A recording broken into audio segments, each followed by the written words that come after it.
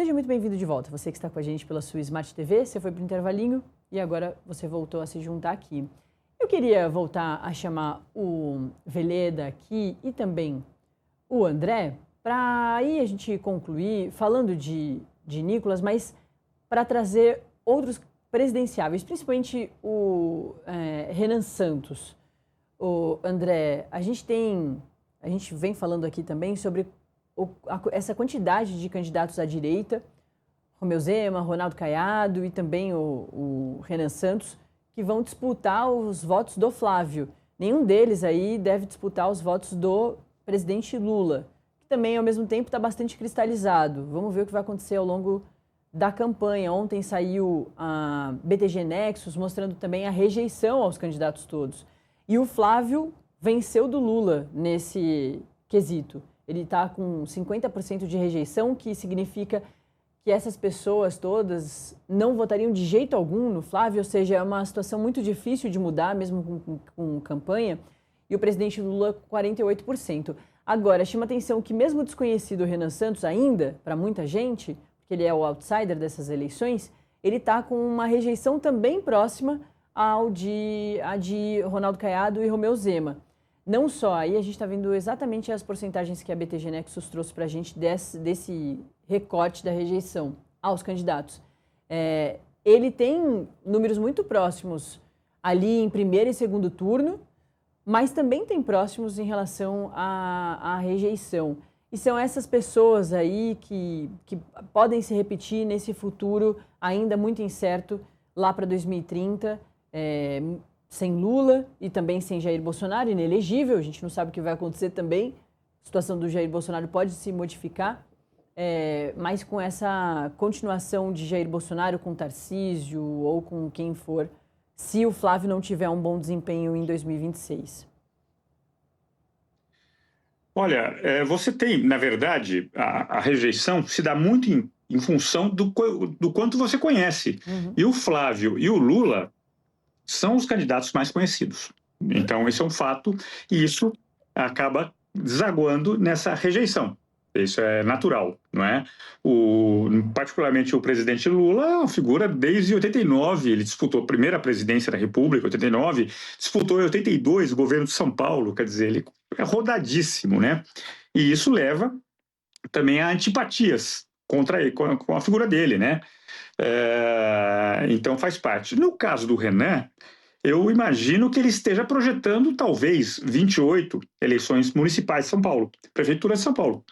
Um caminho muito parecido com o Paulo Marçal, só que ele me parece um pouco mais qualificado, sem entrar no mérito também, mas me parece mais qualificado do que o Marçal.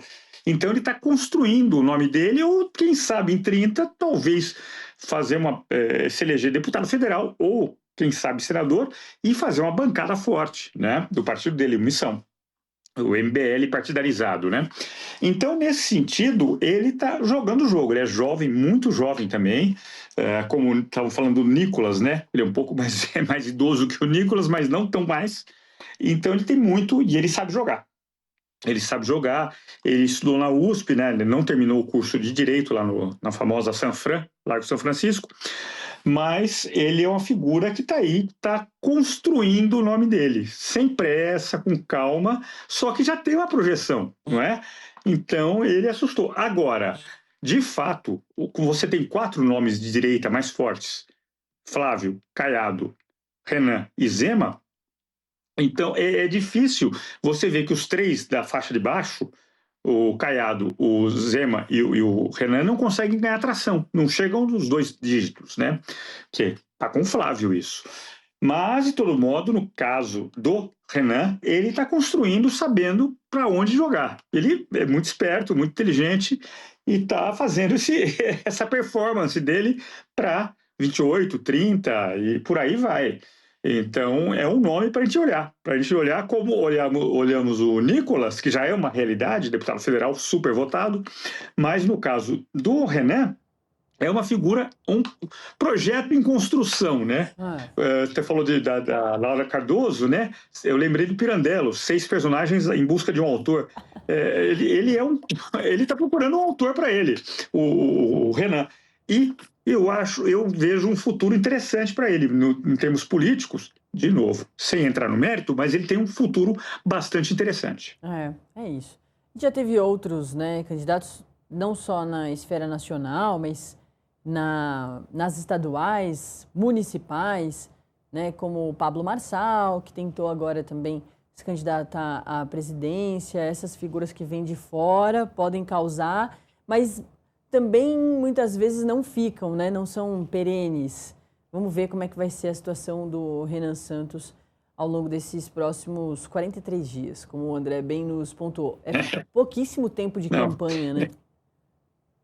É uma campanha muito curta. Eu lembro em 89, eu era jovenzinho, parecia uma vida, parecia uma encarnação minha naquela campanha. E hoje vai ser acabou. E aí? É isso, por isso que as redes sociais também são muito importantes nesse momento, né? Para melhorar aí gente que não tem tanta grana, né? Porque não tem grandes coligações, não tem muitos partidos junto, como é também o caso do Missão, mas que tem uma repercussão muito grande pelas redes sociais. Ao mesmo tempo que campanha é momento de ver as pessoas, de entregar santinho, de olhar nos olhos, de ter carisma, de fazer grandes discursos. Isso também é muito importante.